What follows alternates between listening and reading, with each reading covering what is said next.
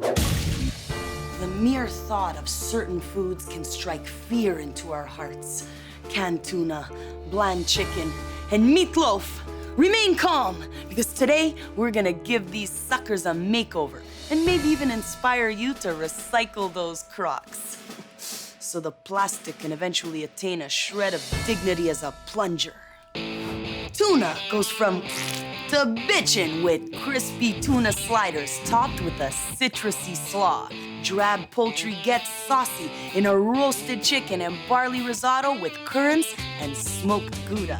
A sloppy meatloaf transforms into exotic grilled kebabs with mint and za'atar, served with a roasted garlic and tahini dipping sauce. The spice agent reports on za'atar. The makeover will be extreme. Panos talks lean sirloin. Aw, bro, I was gonna do the glove thing. You're watching Nadia G's Bitchin' Kitchen. Makeover meals. Extreme! A little much, no?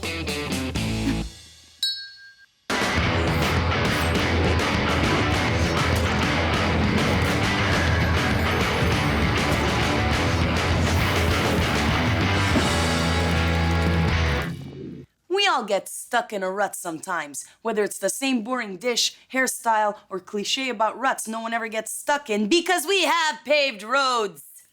Ladies and Genos, it's time for an upgrade. Oh, yeah. Let's get cooking.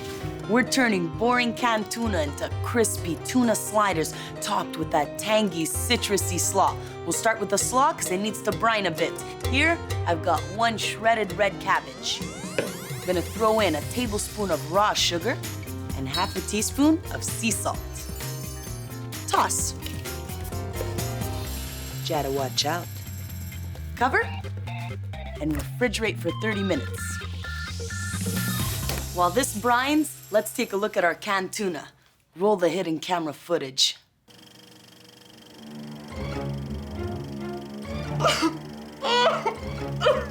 Shame on you, tuna. Now it's time to face the notorious 360-degree mirror. OMG, is that tuna dressed up as a casserole? Oh, I think I just birthed a bit. No, wait, that's just the canned mushrooms and peas. Tuna, you're a hot mess, baby, and it's time to do something about it. Crispy tuna cakes, kind of like crab cakes, but tuna-yer. Heat a pan on medium. Scaff in a tablespoon of extra virgin olive oil. Throw in 1 minced clove of garlic, 1 minced red chili, and 1 finely diced rib of celery. Seasoned with a pinch of cayenne, small pinch of celery seeds, small pinch of sea salt, and some freshly cracked peps. You want to saute this for about 3 or 4 minutes. We still want some crunch. Perfect. Now take it off the heat. In a big bowl, beat 1 egg. Throw in 3 thinly sliced green onions, a 1/4 cup of minced fresh parsley, a splash of cream, about a tablespoon, a tablespoon of Dijon, our garlic, chili, and celery mixture, star of the show, 2 cups of drained tuna. I like using the tuna in water, and a 1/3 of a cup of plain breadcrumbs. Mash it all together.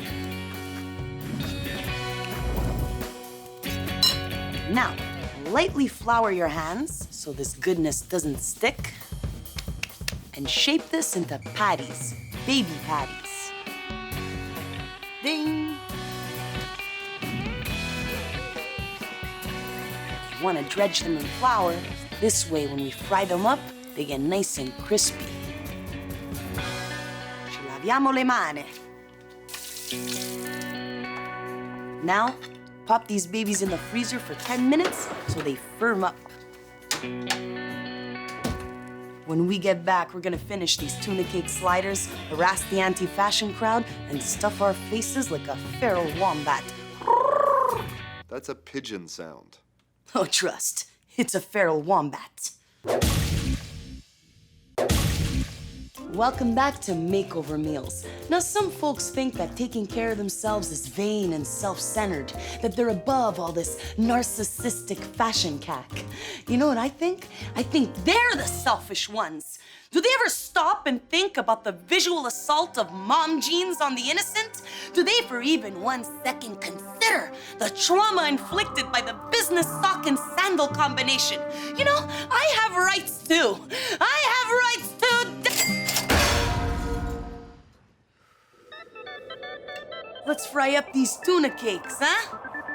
We'll flop them in 350-degree canola oil for 5 to 7 minutes until crispy and heated through. They smell even better than they look. Man, I'm telling you, can't wait to eat these. While these drain, let's get our slaw. Beautiful. Look at this color. Well, it's kind of the same it was going in, but you appreciate different things at different times in life, huh? Throw in half a cup of minced parsley. Let's make our dressing in a jar. Add 1 tablespoon of poppy seeds, 1/4 cup of your favorite mayonnaise, tablespoon of Dijon, lemon juice, the juice from 1 lime, big pinch of raw sugar, sea salt, and peps.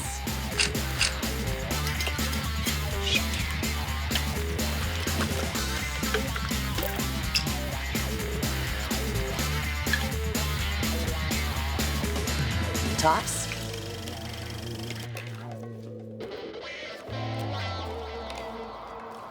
Let's plate this dish. Here I got some toasted onion buns and a scaff on our tuna cake, a little bit of our slaw, and scoff.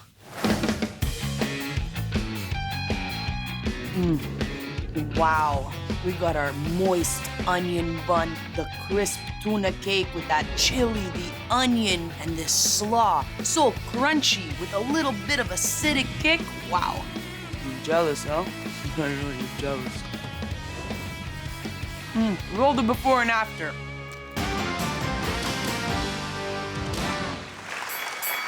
Bravo, bravo! On to our next makeover. Chicken. Roll the tape.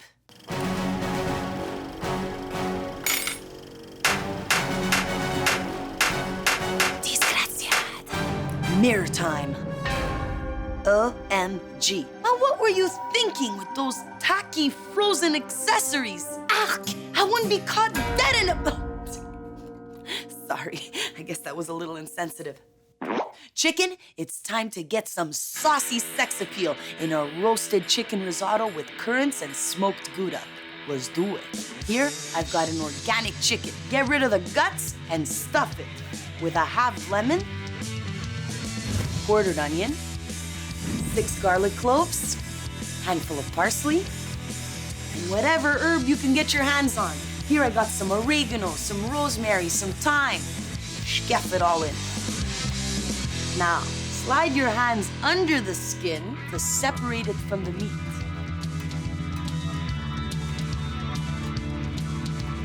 And sneak some butter pats in there. This way the skin gets nice and crispy. Top it off with 2-3 tablespoons of extra virgin olive oil. Sprinkle on a tablespoon of smoked paprika, generous pinch of sea salt, lots of freshly cracked pepper, and massage it in.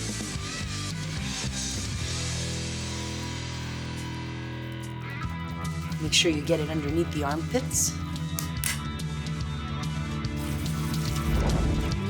And roast for 45 minutes in a 425-degree oven. Now, this chicken would be amazing on its own, but on Bitchin Kitchen, we know that more is more. Yeah, that's why we're gonna pair this up with a saucy barley risotto. First things first, boil 1 cup of pearl barley in salted water for about 30 minutes until al dente. When we get back, we're gonna scoff this risotto, and I'm gonna give you some advice on fashion. Dump. Says the figure skater.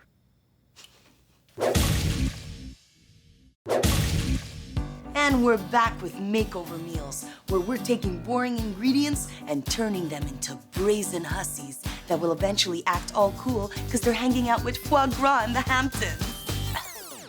Our barley's boiling, our chicken's roasting in the oven. Now it's time to make our spicy tomato sauce!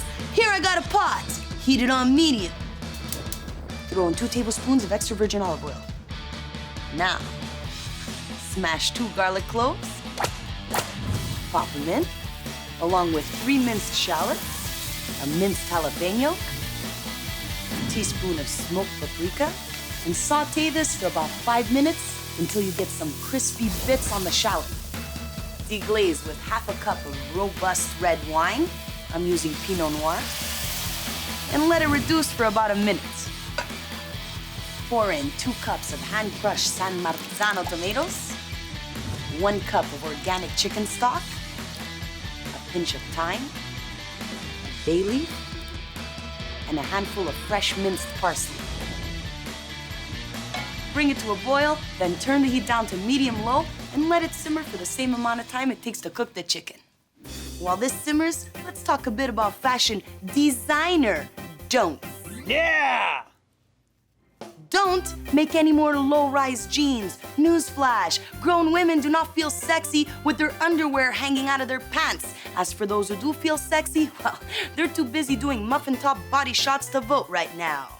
Don't make any more heels over 4 inches. No one can walk in them. I'll repeat, no one can walk in them. As pretty as the platform may be, the newborn pony stumble is never in. And don't make any more fashion sites in Flash. Oh, I came here to buy a dress, not to watch an art film about nymphs. Now you wait for this to load. Let's get this chicken out of the oven, huh?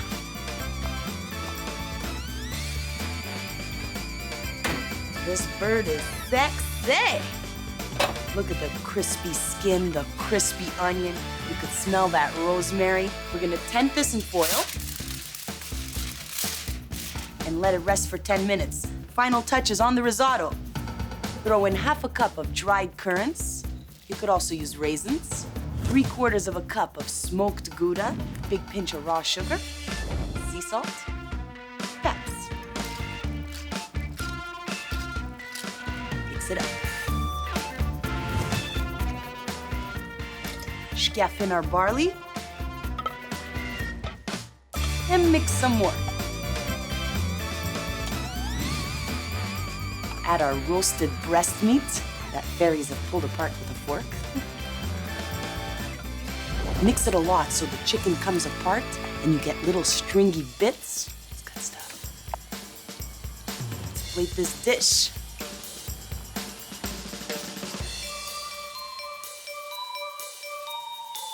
Now grab me a juicy thigh and eat. Wow, you gotta love the texture of barley. Then we got our spicy tomato sauce contrasted by sweet currants, smoky, creamy Gouda. Let's give this chicken a taste. So tender, spicy. You got the lemon, the rosemary. Show the transformation.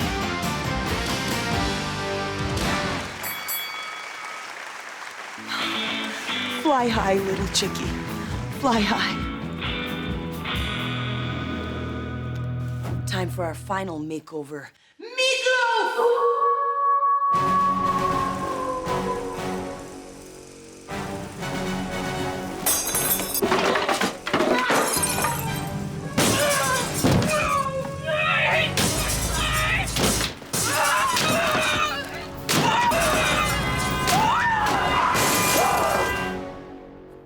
Meatloaf, bad. I think this meatloaf's too far gone. We're gonna have to go extreme with this makeover. Dr. Panos? We'll begin with liposuction, discarding the fatty tissue and replacing it with lean sirloin. Then we'll reshape the body into thinner kebabs. And finally, we'll enhance the new shape with garlic and onion implants. Personally, I think the kebabs could have gone even bigger with the cloves, but I'm a garlic man. Thanks, Panos. When we get back, the graphic surgery will begin. Viewer ingestion is advised.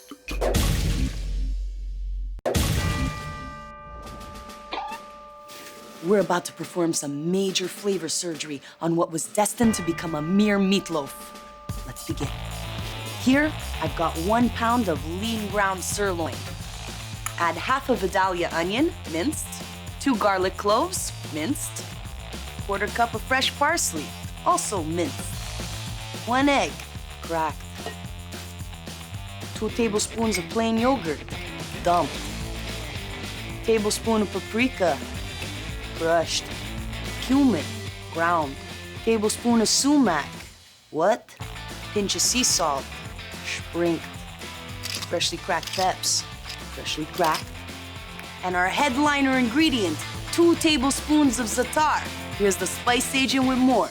Exact. Nadia, meatloaf definitely needs rejuvenation treatment with za'atar. Speaking of rejuvenation, what do you use for your skin? Because my dermatologist / real estate agent prescribed for my wrinkles. And my wrinkles are all gone. But so is my pep. Za'atar is a famous blended spice that's very popular in the Middle East, like fiats and goat cheese. It's a mixture of thyme, oregano, marjoram, sesame seeds, and sumac. But sumac is the real kicker, and that's why Nadia added extra sumac. But what do I know about Nadia's true intentions? 1 minute it's pasta, the next it's pigeon sounds. Sumac is made from dry crushed sumac berries, and it gives you a lip-smacky, tangy flavor that will not overpower the taste of your dish like a citrus lemon or a pungent vinegar. So if you want a zippy taste with no strings attached, use sumac. Or don't. Doesn't change anything in my life. Why, I really have to stop using these pills. He's such a joker, that, יחזקאל מזרחי.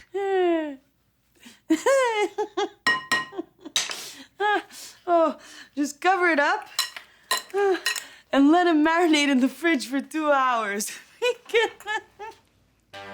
I got some ready to go.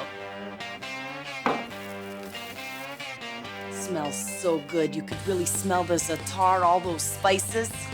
Preheat a grill pan on medium-high and roll the meat into fingers. Whenever you're making kebabs or working with minced meat, you don't want to overhandle it. Otherwise, it becomes tough. Gives you attitude. Now, lightly coat these with canola oil. This way they get some good grill marks.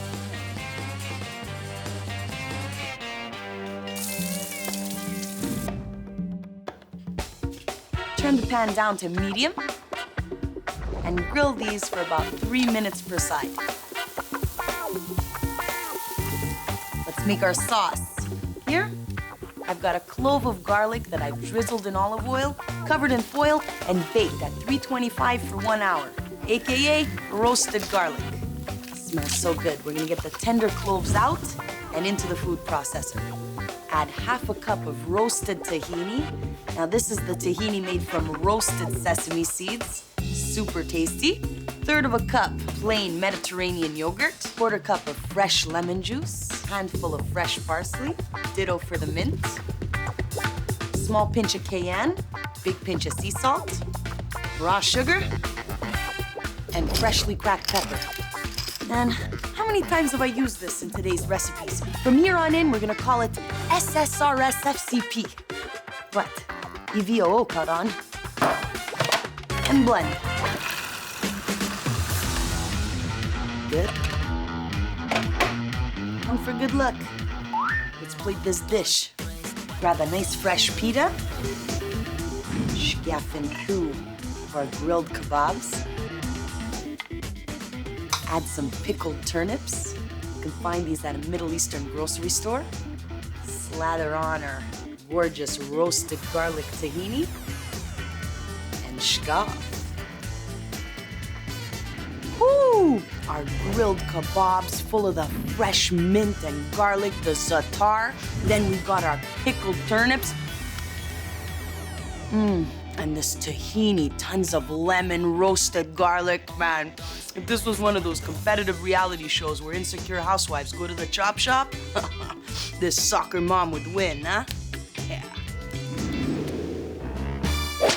Today on Bitchin Kitchen, we gave dreaded dishes a much-needed makeover and proved that even the blandest ingredients can shine with the right accessories. See, I look at food the same way I look at fashion. Invest in the classic pieces, sirloin or suits, and go wild with the spice, whether it's za'atar or a zebra-striped scarf. The point is to take a chance both in and out of the kitchen. Hey, if canned tuna can do it, you can too. Alla prossima!